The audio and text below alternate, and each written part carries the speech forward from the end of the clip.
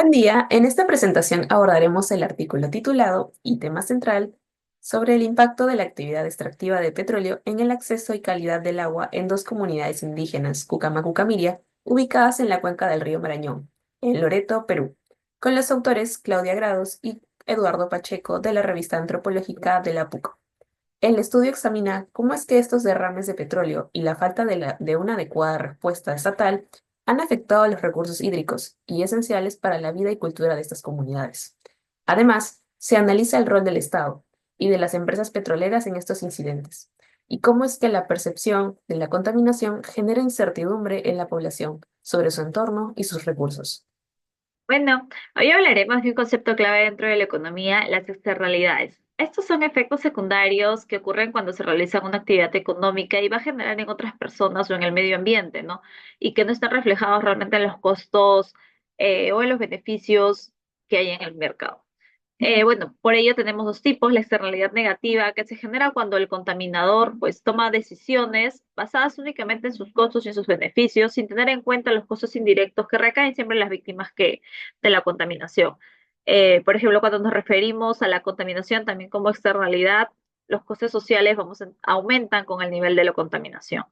Es decir, sube a medida que crece la producción. Entonces, la reducción de costos sociales al mínimo, pues implica sí o sí una disminución de los niveles de producción. Por otro lado, una externalidad positiva es que generan beneficios para terceros, pero estos no se recompensan. Entonces, el productor no tiene como que más motivación para poder generar como que más beneficio social. Por otro lado, tenemos que estas dos eh, representan de cierta forma fallas de mercado, que afectan de cierta forma el bienestar social y es aquí donde entran las teorías de Pillow y Coase, por ejemplo, que intentan buscar soluciones. Tenemos que Pillow nos menciona que el gobierno debería implementar subsidios y debería implementar impuestos, ¿no? Para ello hablamos del impuesto pilluviano, que es para las externalidades negativas. Se aplica un impuesto igual al costo social externo. Esto va a reducir de cierta forma la producción del bien dañino y va a obligar al productor a asumirlo.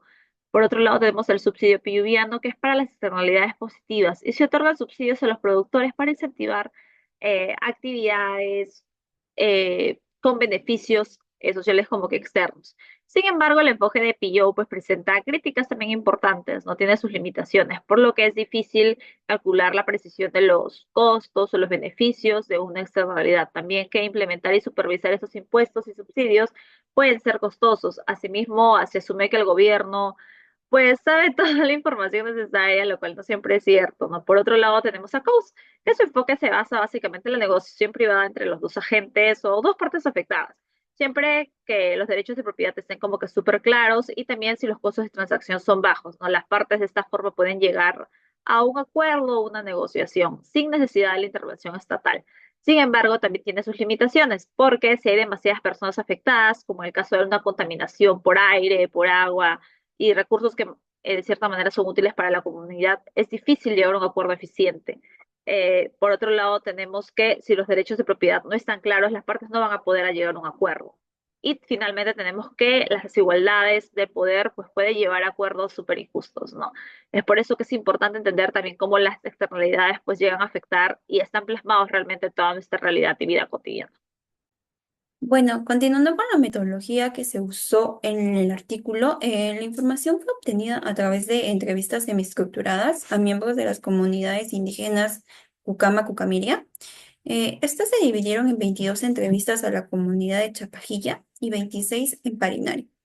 Además de ser complementadas mediante la observación participante de actividades que realizan estas comunidades, entre las cuales tenemos la pesca, el trabajo agrícola, la recolección de agua, entre otras actividades. Como sabemos, la contaminación ambiental ocurre por las fallas de mercado. Estas ocasionan que las empresas maximicen sus beneficios, considerando solo sus costos de producción y sin importar los costos sociales y ambientales. En este caso, se presenta una externalidad negativa, en la que se imponen costos marginales externos para el agente, la comunidad afectada. Estos costos externos surgen cuando se produce la contaminación por los derrames de petróleo en el río Marañón. Estos términos son postulados por Arthur Pillou, quien considera que el costo marginal social es igual a la suma entre el costo marginal privado y externo. También debemos considerar que esta contaminación produce daños a la salud y en general al bienestar de las comunidades Cucama-Cucamilla. Estos daños deberían corregirse mediante impuestos, que internalicen los costos sociales de la producción. En el caso del derrame de petróleo, la teoría de Pillú sugiere imponer impuestos a las empresas responsables, para que éstas asuman los costos de degradación del agua y los impactos en la vida de las comunidades indígenas, incentivándolas a reducir o mitigar la contaminación en el futuro.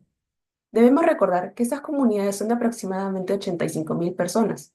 Entre sus principales actividades destacan la pesca y la agricultura. De esta manera, los representantes de la empresa responsable de estos derrames utilizaron polvos blancos al río para desaparecer estos restos de petróleo, que estaban hundidos momentáneamente. Su salud se vio afectada, ya que el dinero que recibían por parte de la empresa no era suficiente, por lo que consumían el agua y los peces contaminados. Así como también la venta de los pescados fue afectada cada vez, ya que esta era cada vez menor. En cuanto a su salud, se ofrecieron filtros de agua, pero las comunidades no sabían que usar el agua de esta manera podría generarles daños mayores. Es decir, había falta de información. La preocupación es constante, porque la información tampoco se ha dado de manera completa. Estas comunidades demandan exámenes físicos de la población y de los peces, para así saber en qué grado ellos también poseen estos metales.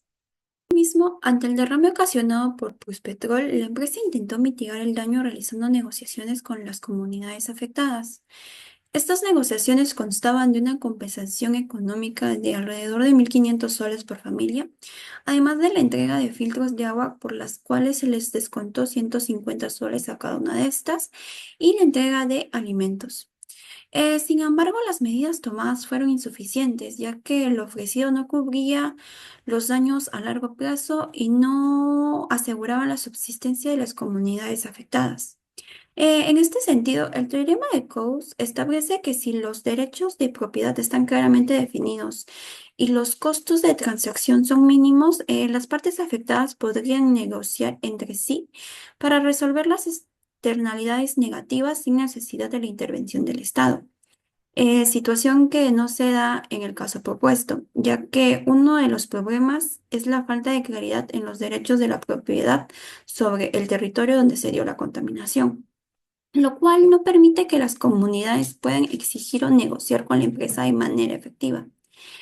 Asimismo, el derrame ocasionado por Pluspetrol refleja un costo de transacción altos, ya que existe la dificultad de tratar de organizar a una comunidad tan dispersa como esta para que éstas puedan exigir como que soluciones sostenibles a largo plazo, además de la falta de poder de negociación de esta comunidad frente a la empresa petrolera que se da por el poco acceso a información y representación legal.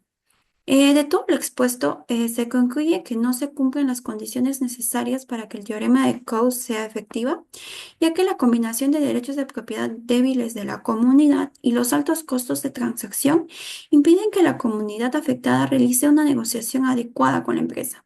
De este modo, ya que las condiciones para una solución desde Coase no es viable, es necesaria la intervención del Estado para que así este agente pueda fortalecer los derechos de la comunidad afectada, además de que pueda asegurar que los costos sociales originados por la contaminación sean cubiertos de manera efectiva. Bueno, para finalizar, las conclusiones. En primer lugar, el estudio muestra cómo los derrames de petróleo en la cuenca del Marañón han transformado profundamente la vida de las comunidades Cucama-Cucamiri. Estos derrames han deteriorado la calidad del agua, eh, reduciendo la cantidad y calidad de los peces disponibles, lo que afecta no solo su economía familiar, sino también su alimentación y cosmovisión. Frente a esto, las comunidades han desarrollado estrategias para tratar el agua, como el uso de cloro y alumbre, aunque estas soluciones son insuficientes debido a la falta de recursos. Además, el autor señala que ni el Estado ni en las empresas han tomado medidas efectivas para resolver esos problemas, dejando a las comunidades en una constante incertidumbre sobre la contaminación y el futuro. A pesar de todo, el río sigue siendo esencial para su supervivencia, ¿no? Demostrando la resiliencia y adaptación de los Cucama frente a estos desafíos. Bueno, pasando a la reflexión grupal, este caso nos hace cuestionarnos sobre la responsabilidad de las empresas y el Estado en mitigar los impactos de sus actividades extractivas, tal cual como reflexiona Budinas en su libro Extractivismos. El extractivismo afecta no solo al medio ambiente, sino también las estructuras sociales y culturales de las comunidades locales, Más allá de lo económico, el agua para estas comunidades no es solo un recurso, sino un elemento vital que conecta su identidad, sus derechos y su supervivencia.